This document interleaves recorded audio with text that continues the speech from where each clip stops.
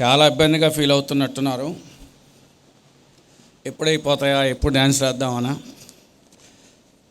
కానీ నాకు తెలిసి ఏ కాలేజీ చైర్మన్ కూడా ఇంత విపులంగా ఎడ్యుకేషన్ పరంగా మీ ముందు ఉంచరు. కానీ మీరేమో పక్కన గెలటం, తలకాయ పట్టుకోవటం ఇవన్నీ చేస్తూ ఉండారు. అంటే మీరు ఇది నాకు తెలిసి 16th year education, nursery, LKG, UKG, 10th, inter మొత్తం 15 సంవత్సరాలు అయిపోయినాయి. ఇది 16వ సంవత్సరం ఎడ్యుకేషన్లోకి వచ్చారు. బీటెక్లోకి వచ్చిన తర్వాత నెక్స్ట్ ఏం చేయబోతున్నారు అనేది మీకు ఎవ్వడికి ఒక్కడికి కూడా ఒక ఎయిమ్ లేకుండా ఉంటేనే ఆ పరిస్థితులు కనపడతూ ఉంటాయి.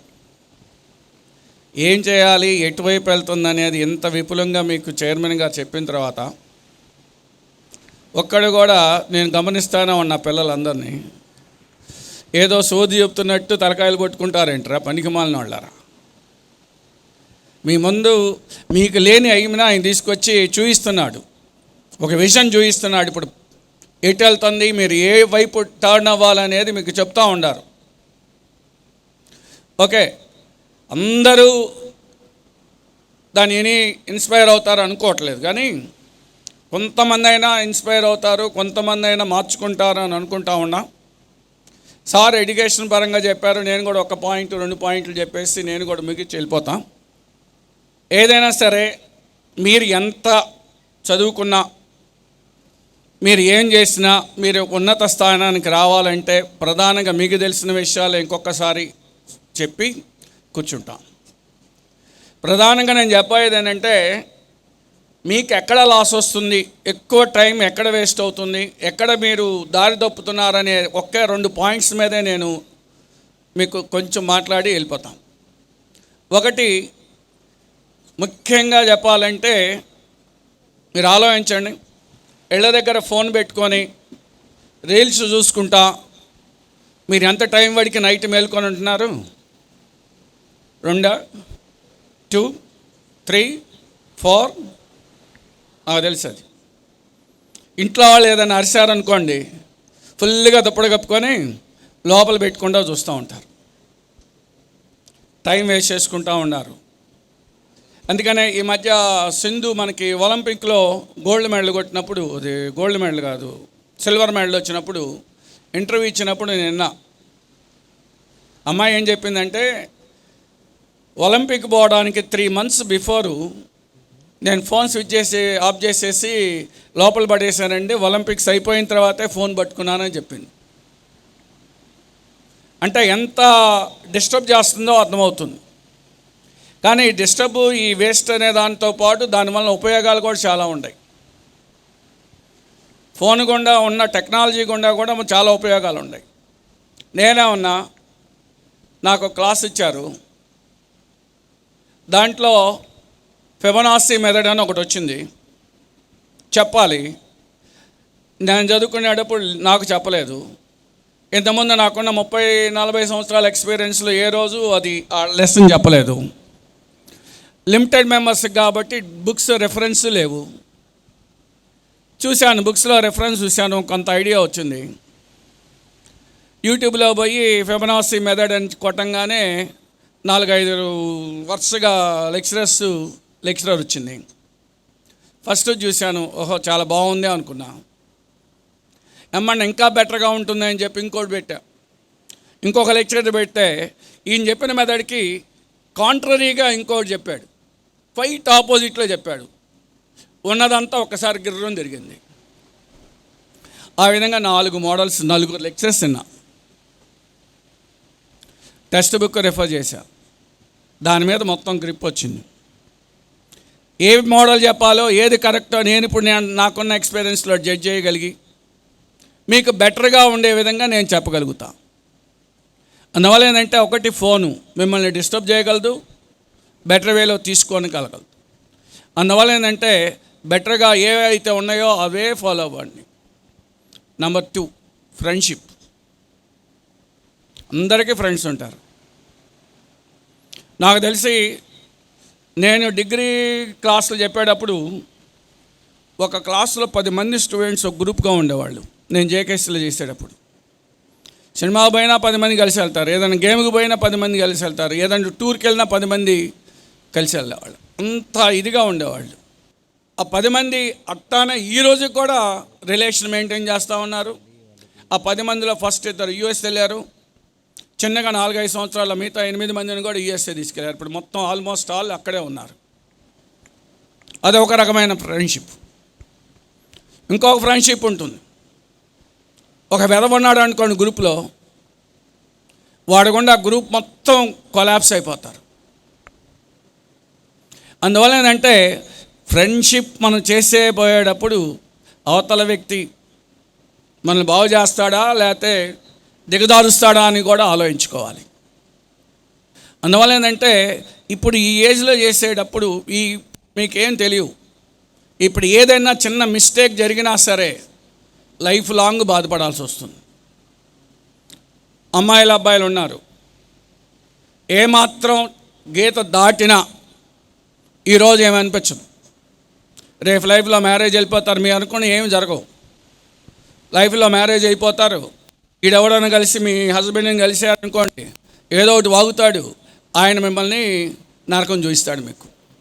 అందుకనే స్పెసిఫిక్గా చెప్తున్న ఆడపిల్లలకి, మీరు ఎక్కడ కూడా ఎప్పుడు కూడా గీత దాటొద్దు. మీ లిమిట్స్లో మీరు ఉండండి. దానివల్ల ఇప్పుడు టెంపరీగా ఆనందపడవచ్చు, కానీ లైఫ్లో చాలా ఇబ్బంది పడతారు.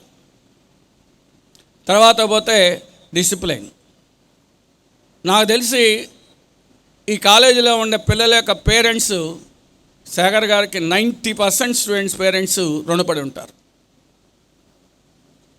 ఆ డిసిప్లినే కనుక లేకపోతే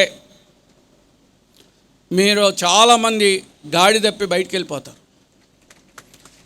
కనీసం ఈ ఫంక్షన్ జరిగింది అంటే కనీసం 10 గ్రూపులు తనుకున్నాయి, రోడ్ల మీదకి వచ్చి తనుకున్నాయి. నేను చూస్తూ ఉన్న చాలా కాలేజీల్లో డిసిప్లైన్డ్గా. ఇవన్నీ కూడా 6 నిమిషంలో వచ్చే కోపాలు అంతే. దానివల్ల ఏం లాస్ జరుగుతుందనేది మీకు తెలియదు. ఒక్క నిమిషమే కదా అనుకోవచ్చు, దానివల్ల లైఫే చేంజ్ అయిపోతుంది. అటువంటి దాని నుంచి పక్కా తీసుకొస్తా, జాగ్రత్తగా కాపాడుకుంటా. ఏదైనా మీ మీద కోపం ఉంటుందా? కోపం ఉండదు. మీ పేరెంట్స్ శ్రీకృష్ణ పరమాత్ముడిలాగా చూసుకుంటారు ఆయన, మీకు తెలియదు అది. అందువల్ల ఏంటంటే డిసిప్లిన్ కనుక లేకపోతే చాలా ఇబ్బందులు వస్తాయి. ఎందుకు చెప్తానంటే మీరు ఏ స్థాయికి వెళ్ళినా డిసిప్లిన్ లేకపోతే చాలా ఇబ్బంది పడతారు. నాకు పర్సనల్గా నేను ఫేస్ చేసేసిన ఒక ఇష్యూ చెప్తా. నేను డిగ్రీ క్లాసులు చెప్పేటప్పుడు ఒక స్టూడెంట్ ఉండేవాడు, మంచి తెలివిగల స్టూడెంట్. వాడి క్లాస్కి వచ్చేటప్పుడు కూడా తాగుతూ వచ్చేవాడు, తాగే వచ్చేవాడు క్లాసుకి కూడా. చదివేవాడంటే చదివేవాడు కాదు, పేరెంట్స్ మాట వినేవాడంటే పేరెంట్స్ మాటకి వినేవాడు కాదు. సార్ చిన్నగా డిగ్రీ పూర్తయ్యాడు. డిగ్రీ పూర్తి చేసిన తర్వాత 5 సంవత్సరాలు ఖాళీగా ఉన్నాడు. 5 సంవత్సరాలు ఖాళీగా ఉన్న తర్వాత అప్పుడు పేరెంట్స్ డబ్బులు ఇచ్చే పొజిషన్ కాదు, నా దగ్గరికి వస్తూ ఉన్నాడు 500, 1000 కోసం. ఇచ్చేవాడిని. వాడు దారి తప్పున్నాడని తెలుసు, అయినా ఇచ్చేవాడిని. వాడు చిన్నగా 5 సంవత్సరాల తర్వాత ఏదో కంప్యూటర్ భూమిలో జాబ్ వచ్చేసింది, సాఫ్ట్వేర్ ఇంజనీర్గా చేశాడు. మంచి అమ్మాయి దొరికింది, మ్యారేజ్ చేసుకున్నాడు. 2 పిల్లలు పుట్టారు, చిన్నపిల్లలు. ఒకరోజు హైదరాబాద్లో సెటిల్ అయ్యాడు. ఒకసారి నా దగ్గరికి వచ్చాడు.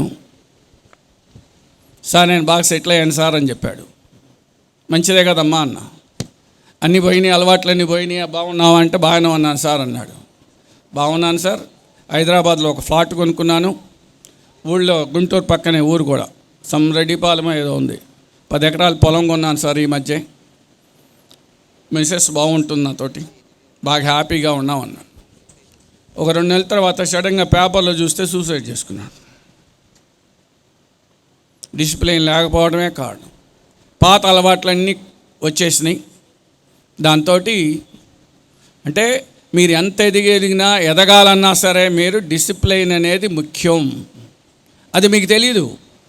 మా ఆనందాన్ని ఎంత పాడు చేస్తున్నారు, మా ఆనందాన్ని ఎంత బ్రేక్ చేస్తున్నారు అనే ఫీల్ అవుతారు, కానీ దానివల్ల జరగబోయే నష్టాలు మీరు ఆలోచించరు.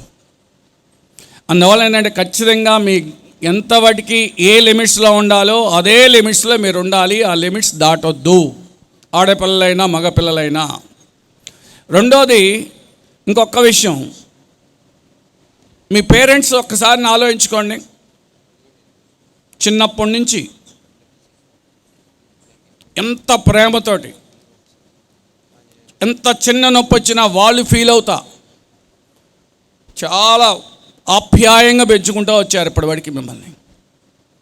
మీరు ఈరోజు డబ్బులు అడిగినా సరే, వాళ్ళ దగ్గర ఉన్నా లేకపోయినా, వాళ్ళు తిన్నా తినకపోయినా మీకోసం మా పిల్లలు బాగుండాలి, మేము కష్టపడ్డాం, మాకంటే బాగుండాలి అనే ఆలోచనతో వాళ్ళు తిన్నా తినకపోయినా మీకు డబ్బులు వెంబడి పంపిస్తూ ఉన్నారు. వాళ్ళు ఏం ఆలోచిస్తున్నారు ఒకసారి ఆలోచించండి. మీరు ఊహించుకోండి. మీరు చిన్నతనం నుంచి మీరేం చేశారో మొత్తం ఊహించుకుంటారా అండి? మీ పేరెంట్స్ మీరు ఎంత ఆప్యాయతగా పెంచుకుంటూ వచ్చారో, వారు ఏం కోరుకుంటున్నారో ఒకసారి ఆలోచించండి. మా అబ్బాయి మా అమ్మాయి మంచి పొజిషన్లో రావాలి, వాళ్ళు సుఖపడాలి, మేము కష్టపడ్డాం, మా అత్తల దగ్గర మామల దగ్గర కష్టాలు పడ్డాం, తింటామో తినలేదో మా పిల్లలు మాత్రం ఆ కష్టాలు రాకూడదు, బాగుండాలి అనే ఆలోచన మాత్రమే ఉంటుంది మీ పేరెంట్స్కి. మిమ్మల్ని అరిసినా తిట్టినా ఆ ఉద్దేశం మీదే ఏదైనా మాట్లాడగలుగుతారు, కానీ వేరే ఉద్దేశం ఏమి ఉండదు.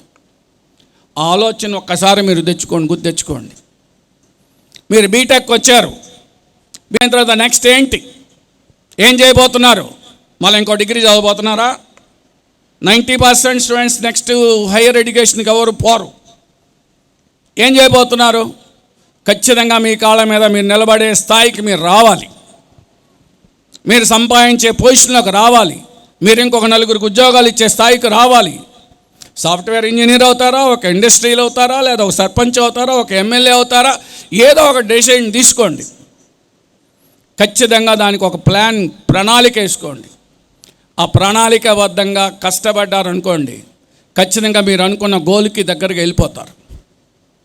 అందువల్ల ఏంటంటే అంత ఈజీగా మాత్రం మీరు తీసుకోవద్దు మీ లైఫ్ని. మీరు ఇంకా ఆల్రెడీ ఇయర్ అయిపోయినట్టే, ఇంకా 2-3 నెలలు అయిపోతుంది, ఇంకా 3 ఇయర్స్ లోపల మీరు నిజమైన లైఫ్లోకి మీరు ఎంటర్ కాబోతున్నారు. మీ కాళ్ళ మీద మీరు నిలబడే టైం వచ్చేసింది. మీరు నిలబడాలంటే ఇలానే ఉంటే మీరు చేయలేరు. ఎవరో 10% ఇంట్లో పేరెంట్స్ సపోర్ట్ తోటో, లేకపోతే వాళ్ళ స్కిల్ తోటో, వాళ్ళ ఫ్రెండ్స్ తోటో మీరు సెటిల్ అవ్వచ్చు, కానీ మిగతా 90% స్టూడెంట్స్ పరిస్థితి ఏంటి ఆలోచించుకోండి. ఒక ప్రణాళిక, ఒక గోల్, ఒక లక్ష్యాన్ని పెట్టుకోండి. ఆ లక్ష్యానికి తగ్గట్టుగా కష్టపడండి. మీరు ఖచ్చితంగా ఆ గోల్ని రీచ్ అవుతారు. మీ లైఫ్ హ్యాపీగా ఉంటుంది. ఇది గుర్తుపెట్టుకొని మీరందరూ మంచి స్థాయికి వెళ్తారని ఆశిస్తూ ఈ అవకాశం ఇచ్చిన మీ అందరికీ కృతజ్ఞతలు తెలుపుకుంటూ విరమిస్తున్నా. Thank you for all.